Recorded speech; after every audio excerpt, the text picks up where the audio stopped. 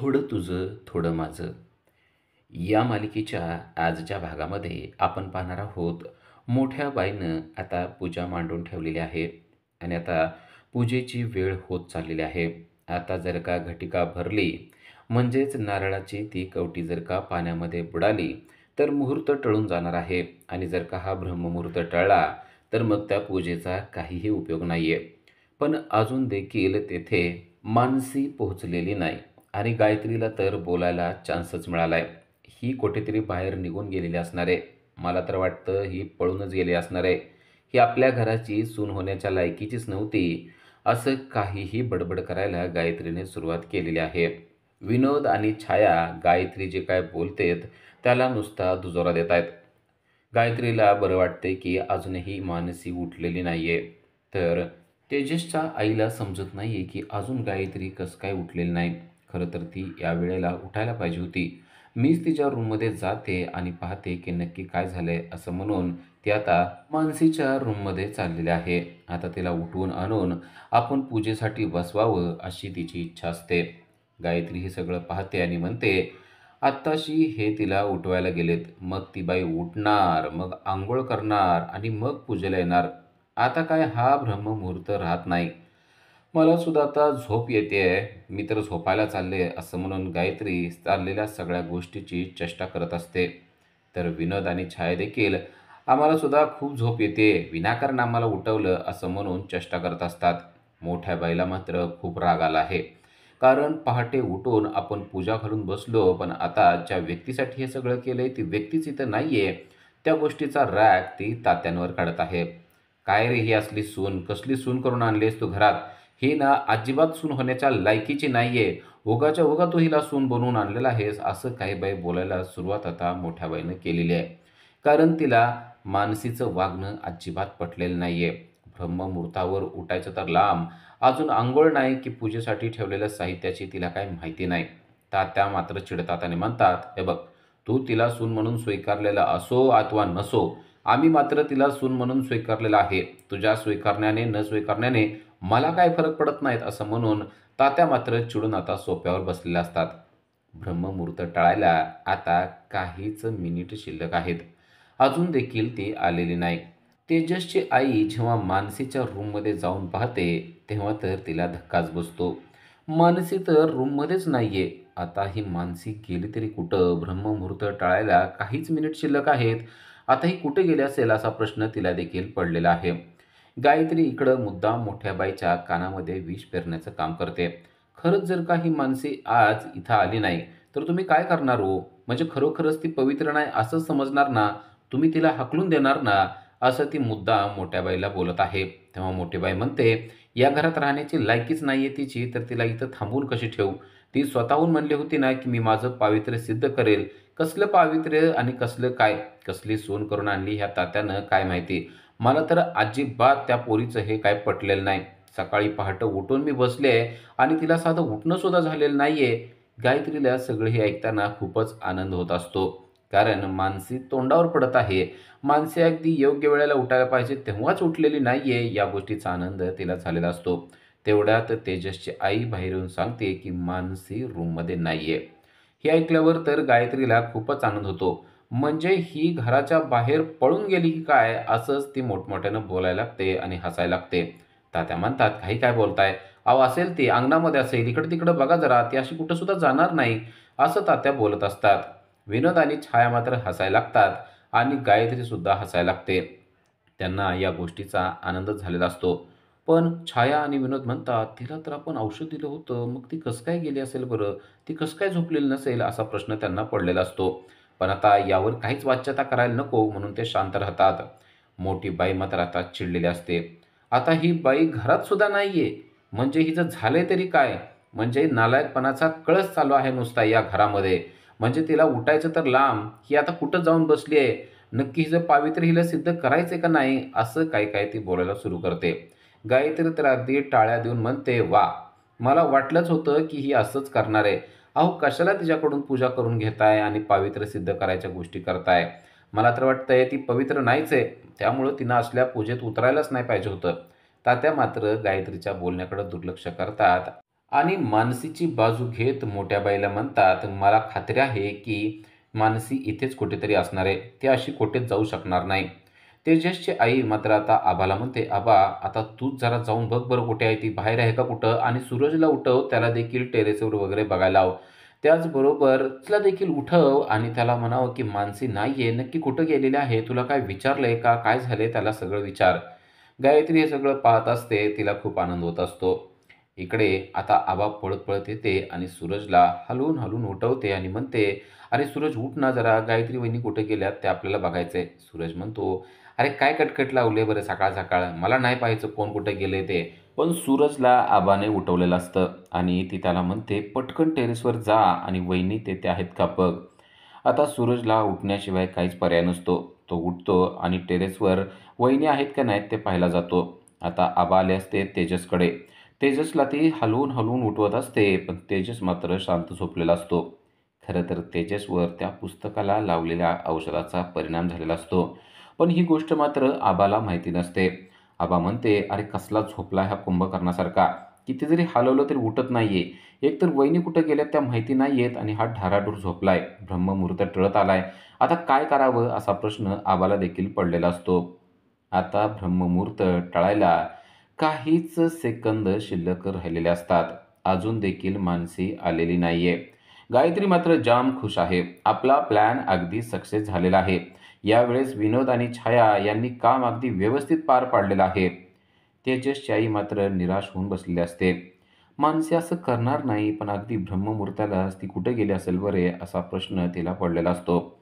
मोठी बाई मात्र चिडलेली आहे. "आपण उगाच पूजा करायला लावली, यांचं पावित्र्य सिद्ध करायला लावलं," असं ती बोलत असते. आणि आता आबाने अजूनच वाईट समाचार आणलेला आहे. बाहेर देखील मानसी नाहीये, असं ती सांगत आलेली आहे. आता घरात पण नाहीये, बाहेर पण नाहीये.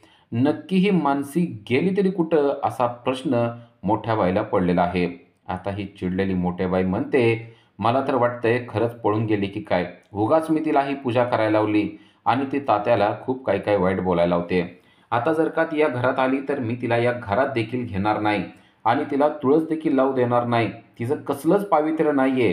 कशाला तिला पावित्र्य सिद्ध करायला लावायचंय आणि काय उगाच घाट घातला मी पूजेचा. आता हे सगळं आवरून ठेवा. बास करा." असं म्हणून मोठ्या बाई चांगलीच चिडलेली असते. ही सगळी गंमत गायत्री आणि विनोद छाया पाहत असतात. गायत्रीच्या अगदी मनासारखी गोष्ट घडत असते. कारण मोठ्या बाई जर चिडली तर आता ती नक्कीच या मानसीला घराच्या बाहेर हाकलून देणार हे तिला माहीत असतं. आणि खरोखरच मोठ्या बाई खूपच चिडलेल्या असतात. त्यांना असं वाटत असतं की आपल्या शब्दाला मान न देता ही मानसी निघून गेलेली आहे. आणि तेवढ्यातच चमत्कार घडतो. काहीच सेकंद शिल्लक राहिले असताना मानसी आलेली आहे. मानसी अचानक समोर येते आणि म्हणते की मी आलेले आहे. आणि हे पाहिल्यावर सर्वांनाच मोठा धक्का बसतो. अजून तर घटिका भरलेली नाहीये, अजून ब्रह्ममुहूर्त टळलेला नाही, त्या अगोदरच मी आलेले आहे, असं मानसी सांगते. मानसी तुळशीच्या जवळ उभारलेली असते आणि तिच्या हातामध्ये ओंजळ भरून फुले असतात.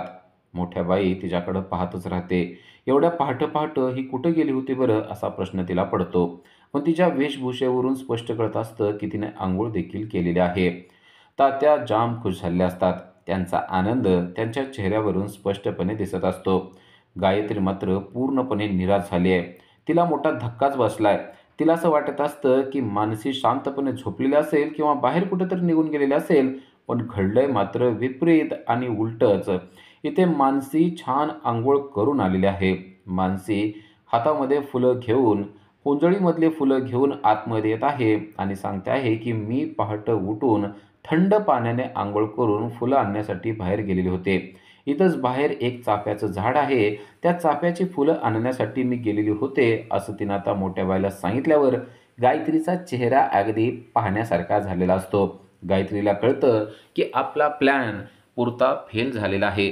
पुन्हा एकदा विनोद आणि छाया हे तोंडावर पडलेले आहेत आणि त्यांनी आपलं कोणतंच काम केलेलं नाही. आणि आता मानसी मात्र फुलं घेऊन पूजेसाठी हजर झालेली आहे. मोठ्या बाईला खूप आनंद होतो. कारण मानसीने आपला शब्द पाळलेला आहे. नुसता पाळलेलाच नाही, तर आपण सांगण्याच्या अगोदरच ती पहाटे उठून थंड पाण्याने अंघोळ करून फुलं आणण्यासाठी सुद्धा गेलेली असते.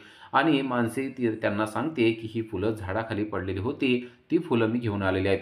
तेव्हा पुन्हा एकदा मोठ्या बाई चिडते आणि म्हणते, "तुला काय कळतं का गं? तुला काय डोक्याचा भाग आहे?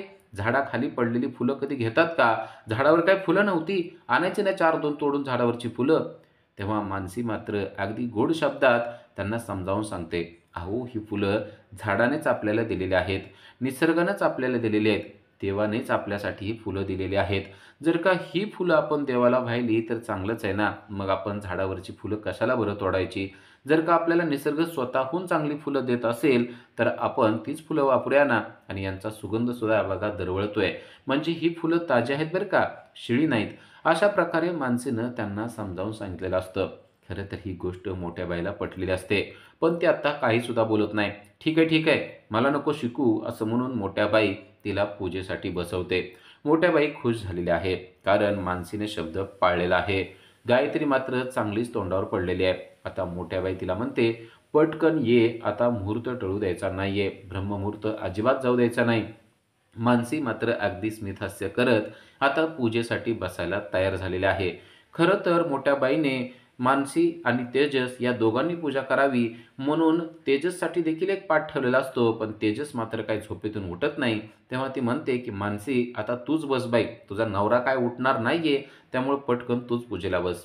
तात्या मानसीची स्तुती करायला लागतात. म्हणतात, "मला खात्री होतीच मानसी कुठेच जाणार नाही. मी तुम्हाला म्हणलं होतं ना, माझी मानसी कुठं सुद्धा जाणार नाही. बघा, ती पूजेसाठी फुलं घेऊन आलेले आहेत आणि तुम्ही किती काय काय बोलत बसलात. अहो, ती पहाटे उठून थंड पाण्याने अंघोळ करून फुलं आणण्यासाठी गेलेली आहे. यापेक्षा अजून वेगळं काय पाहिजे? मानसी बेटा, तू जिंकलंस. चल, बस आता पूजेला." असं म्हणून तात्याने देखील मानसीला शाबासकी दिलेली आहे. आणि आता मानसी देखील पूजेसाठी बसायला तयार झालेली आहे. मोठ्या बाईनं तिच्यासाठी पाट देखील ठेवलेला आहे. मोठ्या बाई तिला सांगते, "पटकन पूजेला बस आणि लवकरात लवकर हळदी-कुंकू टाकून आपल्याला हवन पेटवायचं आहे आणि पूजा सुरू करायची आहे." हात करून ती मानसीला त्या पाटावर बसायला लावते. मानसी देखील त्वरित त्या पाटावर बसते आणि मोठ्या बाई सांगतील तशी तशी पूजा आता तिने त्या पद्धतीनं सुरू केलेली आहे. अगोदर हळदी-कुंकू वाहून आणि त्यानंतर मोठ्या बाई सांगतील त्या पद्धतीनं फुले वाहून आणि त्या ज्या बोलतील त्या पद्धतीनं पूजा करायला सुरुवात केलेली आहे. मोठ्या बाईनं सुद्धा एक विधी करायला सुरुवात केलेली आहे. त्या तिला सांगतायत, "आता फुलं वाहा, आता हळदी-कुंकू वाहा." असं करत करत पूजा आता पार पडत आलेली असते. आणि त्यानंतर मोठ्या बाईनं सांगितलंय की आता पोथीचं वाचन करायचं आहे. तेव्हा मानसीने ती पूजा पार पाडण्यासाठी पोथी हातात घेतलेली असते आणि त्या पोथीच्या पाया पडून मानसीने ती पोथी काढून त्यामधलं एक एक अध्याय वाचायला सुरुवात देखील केलेली असते. मोठ्या बाई मानसीकडं अगदी कुतूहलानं पाहत असतात, कारण मानसी अगदी मनोभावे ती पूजा करत असते. या तिच्या वागण्यातूनच दिसत असतं की तिचं पावित्र्य हे खरोखर परिपूर्ण आहे. मोठ्या बाई तिच्याकडे पाहत असतात. तिला काहीच बोलत नसतात, पण तिच्याकडून योग्य पद्धतीनं ती पूजा करून घेत असतात. मोठ्या बाई सांगतील त्या पद्धतीनं तिने आता होम हवन पेटवायला देखील सुरुवात केलेली असते. होम हवनचा अग्नी पहिल्यांदा कसा पेटवायचा हे देखील मोठ्या बाईने तिला सांगितलेलं असतं. अगदी यथासांगपणे ती पूजा पार पडत असते आणि त्यानंतर मोठ्या बाईने सांगेल त्या पद्धतीनं तिने पोथीचं वाचन देखील करायला सुरुवात केलेली असते. हे सगळं पाहत असताना तात्या तसेच तेजसची आई, आबा हे जाम खुश झालेले असतात. कारण पूजा अगदी व्यवस्थितपणे पार पडली जात असते. गायत्री मात्र अगदी तोंडावर पडलेली असते. गायत्रीला समजलेलं असतं की आपण जे काय बोलत होतो त्याच्या सगळं उलटं झालेलं आहे. आपल्याला वाटत होतं की मानसी येणारच नाही, पण मानसी आलेली आहे. पहाटे उठून अंघोळ करून तिने फुलं देखील घेऊन आलेले आहेत आणि या सगळ्या गोष्टीवर मोठ्या बाई खुश आहे हे देखील आता गायत्रीला समजलेलं असतं. मोठ्या बाईनं ज्या पद्धतीनं सांगितलेलं आहे त्या पद्धतीनं सगळी पूजा अगदी व्यवस्थितपणे पार पडलेली असते. आता मोठ्या बाई सांगते की या होम हवनाचं दर्शन घ्या आणि दर्शन घेतल्यानंतर ही पूजा अगदी व्यवस्थितपणे यथासांग पार पाडलेली आहे असं तिनं जाहीर करून टाकलेलं असतं. या सगळ्या गोष्टीचा कितीतरी आनंद तेजसच्या आईच्या चेहऱ्यावर असतो, पण त्याच्याच उलट मात्र गायत्रीच्या चेहऱ्यावर असतं. गायत्री आता खूपच रागानं विनोद आणि छाया यांच्याकडे पाहत असते. आता यांना सळो की पळो झालेलं असतं. आता आपल्याला मार खावा लागणार आहे ही गोष्ट त्यांना समजलेली असते, कारण त्यांनी चूकच तशी केलेली असते. त्यांना असं वाटत असतं की गायत्रीने सांगितल्याप्रमाणे त्यांनी मानसीला औषध दिलेलं आहे, पण ते औषध मात्र काही मानसीपर्यंत पोहोचलेलं नसतं. उलट त्याचा परिणाम तेजसवर झालेला असतो आणि तेजस ढाराढूर बाहेर शांतपणे झोपलेला असतो आणि मानसीने मात्र ही पूजा अगदी योग्य वेळेला पार पाडलेली असते. पूजा व्यवस्थित पार पाडल्यानंतर मोठा बाई तिला सांगते की चला आता आतमध्ये चला, देवाऱ्यामध्ये आता उरलेली पूजा आपल्याला करायची आहे, असं म्हणून ती तिला आता देवाऱ्याकडे घेऊन जाते. सगळेजण आत गेल्यानंतर इकडे मात्र आबाने हळूच चान्स मारलेला आहे. आबा म्हणते की जर का ही पूजा करणं एवढं योग्य असेल तर मी सुद्धा माझं प्रेम मिळवण्यासाठी ही पूजा करणार आहे, असं म्हणून मोठ्या बाईनं मानसीला काय काय विधी सांगितलेले होते ते सगळे विधी आता तिनं करायला सुरुवात केलेली आहे. अक्षरशः ती पोथीसुद्धा वाचायला बसलेली आहे आणि तिने पोथीसुद्धा वाचलेली आहे. अग्नीला पवित्र फुलं आहेत ती परत एकदा अर्पण करून आबा म्हणते की देवा, आता जसं माझ्या वहिनीनं पूजा केली होती त्यांचं पावित्र्य राखण्यासाठी, तशी मी पूजा करते माझं प्रेम मिळवण्यासाठी. माझं प्रेम मला मिळू दे, असं म्हणून तिने त्या अग्नीला हात जोडलेले आहेत आणि पुन्हा एकदा देवाला तिचं प्रेम तिला मिळावं अशी अपेक्षा व्यक्त केलेली आहे. आता आतमध्ये जेव्हा ती येते तेव्हा तेजसची आई ही स्वयंपाक करत असते. तेव्हा तिला लक्षात येतं की आबा, मला असं वाटतंय की आता तुझ्या देखील लग्नाचं बघितलं पाहिजे. आबाला मोठा धक्काच बसतो. अचानक आईला या गोष्टी कसं काय बरं सुचल्या असतील असं तिला वाटतं. तेव्हा त्या म्हणतात की आबा, कालच बघितलं ना मोठ्या बाई काय बोलत होत्या, आता तुझेसुद्धा हात पिवळे होतील. मला असं वाटतंय की तुझेसुद्धा हात मग पिवळे होणारच. आबा म्हणते, अगं काही काय, त्यांचं तू ऐकून काही काय बोलायला लागलेस. पण तेजसच्या आईला मात्र वाटत असतं की मोठ्या बाई बोलतात ती गोष्ट खरी होत असते. त्या ती म्हणते की मला असं वाटतंय त्या म्हणतायत तर तुझे हात लवकरात लवकर पिवळे होणारच आहेत.